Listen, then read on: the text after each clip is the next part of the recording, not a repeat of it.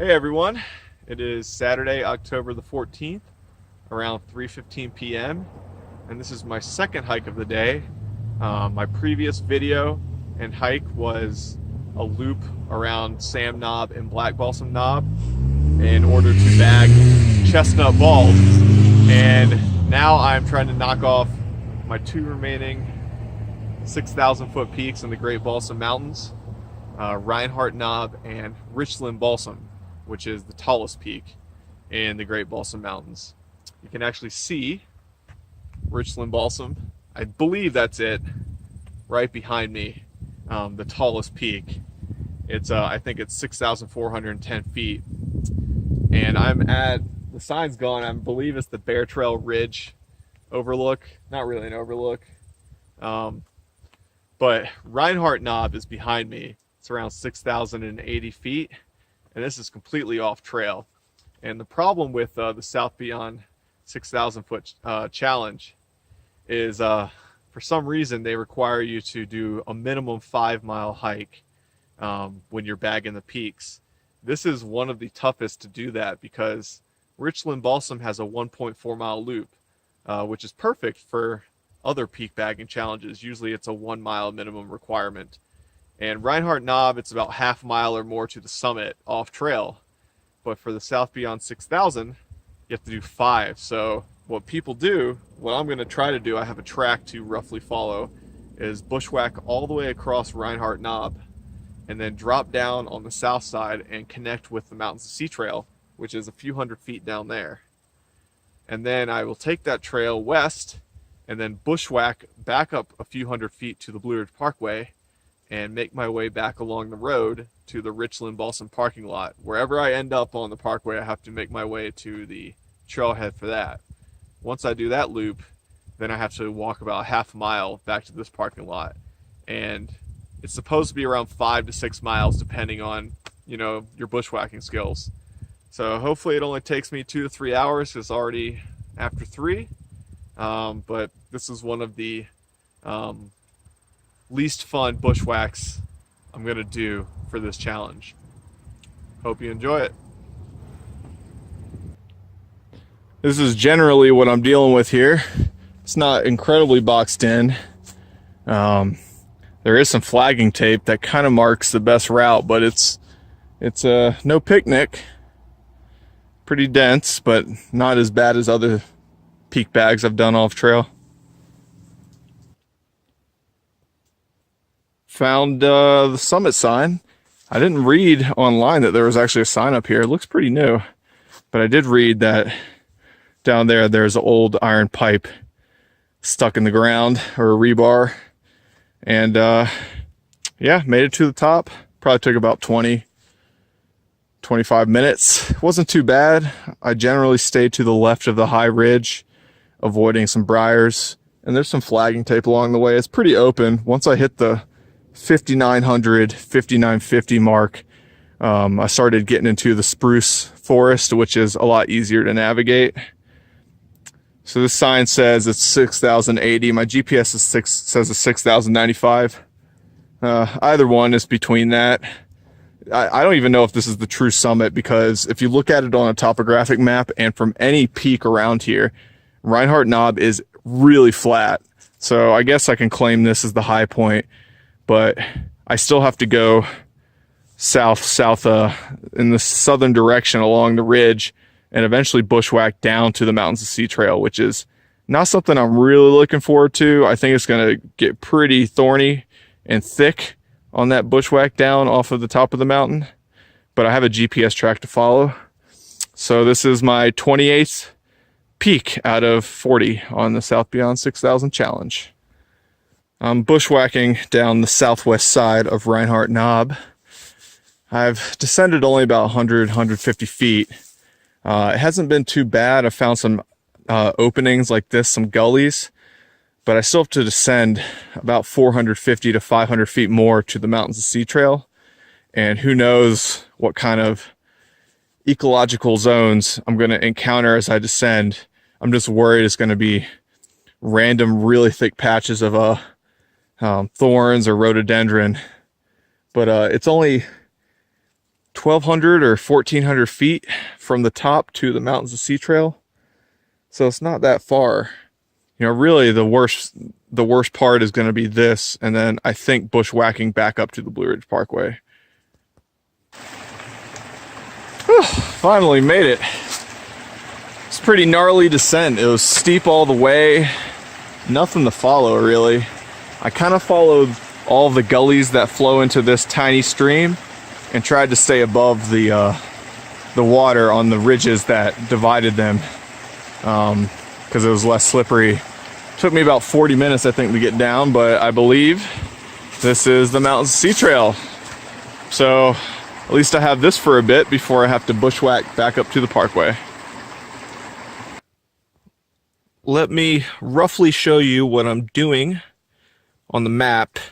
This is the Shining Rock and Middle Prong Wilderness map.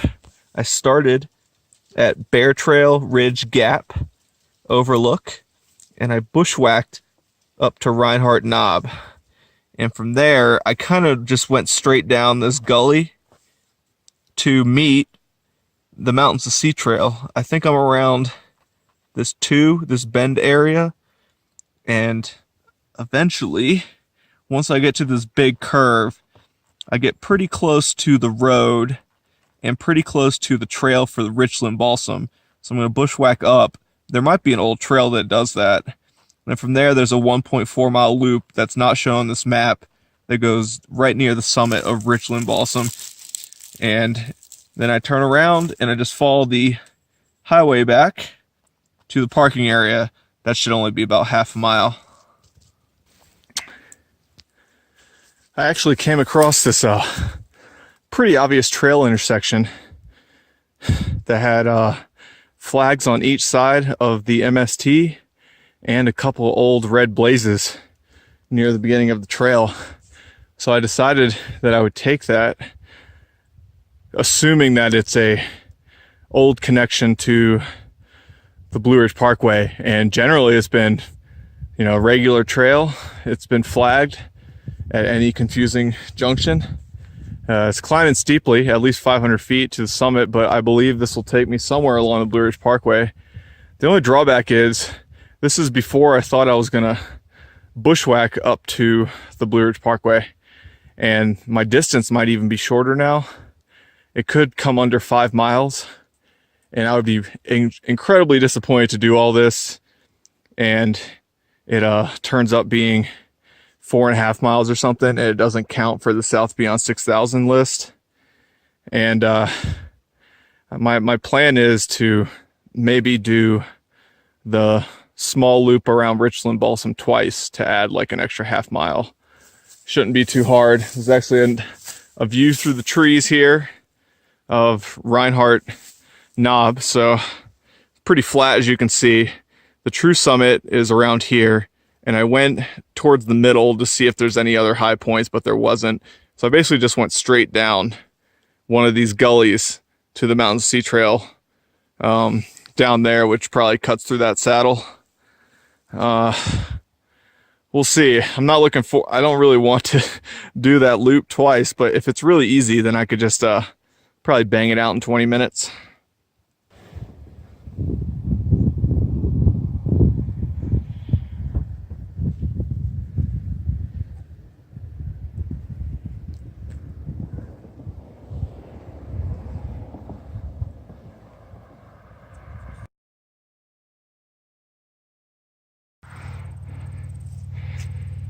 The final part of that trail was brutally steep as it approached the Parkway, and I believe I was at the Cowee Mountain Overlook, which had really nice views, but towards the southwest the sun was really washing out the photo, but still looked great. So now I'm approaching Richland Balsam, which is that peak ahead. This is the highest point of the Blue Ridge Parkway coming up, 6,000 something feet. I don't think I'm going to walk to it.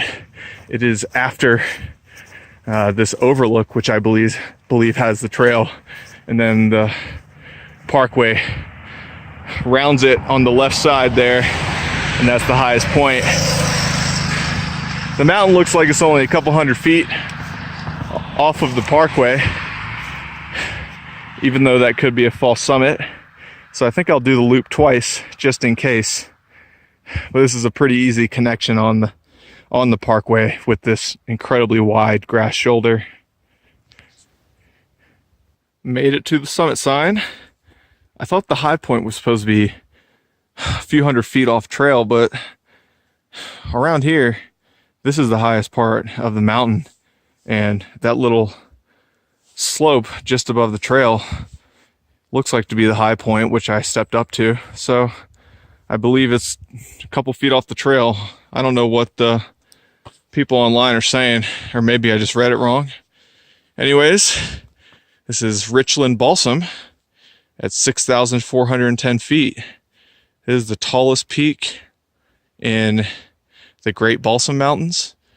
It's the tallest peak in any wilderness on the East Coast. It's the high point of Middle Prong Wilderness. And this is the 9th highest mountain in the East. And it is the highest peak outside of the Black Mountains and Great Smoky Mountains. And up top here, it's a pretty dense, really nice southern Appalachian spruce fir forest. And I guess I'm gonna immediately start dropping. I was trying to calculate some distances, and it seems like unless I do this upper loop twice, I don't know if I'll get the 5 miles. So I'm gonna go back down to the loop intersection and drop my pack and try to do this quickly with the GPS. This is 29 out of 40, by the way.